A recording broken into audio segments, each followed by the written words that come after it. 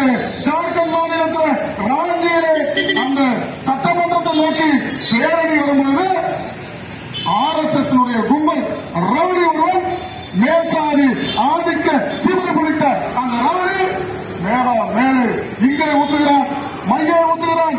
அந்த மையை ஆசிடாக இருந்தால் என்னாகும், இல்லை விஷமாக இருந்தால் என்னாகும். ஆனால் ஏன் இதை அவர்கள் செய்கிறார் என்றால், நீங்கள் ஊர்வலம் நடந்தால் நாங்கள் எச்சரிக்கிறார்கள். இப்ப இங்க ஊற்றுவோம், அடுத்தது நாங்கள் ஆசிடை ஊற்றுவோம் என்று சொல்லி இவன் அச்சுறுத்துகிறான்.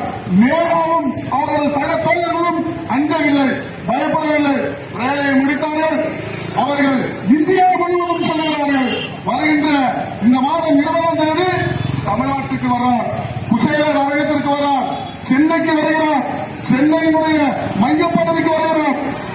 தமிழ்நாடு முழுவதும் இந்தியா முழுவதும் மேலாளர்கள் வருகைக்கு பல்லாயிரக்கணக்கான இளைஞர்கள் மாணவர்கள் ஆதரவு தரார்கள். ஆனால் மோடியினுடைய கும்பல் ஒரு பெண் என்று பார்க்காமல் அவர் மீது இங்கை ஊட்டி அவரை ஒற்றைப்படுத்துகிறார்கள். அன்பு தோழர்களே, இந்த அடாவடித்தனத்திற்கு இந்திய கம்யூனிஸ்ட் கட்சி மார்க்சிஸ்ட் லெனினிஸ்ட் ஒருபோதும் அனுமதிக்காது. மோடி கும்பலை நிச்சயமாக எதிர்த்து நடக்கின்ற இயக்கம் வெற்றி பெறும். சமீபத்தில் 10ஆம் தேதி நேற்று நடந்த அகில இந்திய அளவில் நடந்த பந்து கூட மோடி ஆட்சிக்கு மிகப்பெரிய ஒரு சம்பட்டி அடி கொடுத்திருக்கிறது.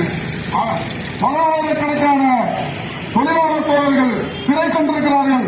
பலாயிரம் இடங்களில் ஆர்ப்பாட்டம் நடந்து கொண்டிருக்கிறது.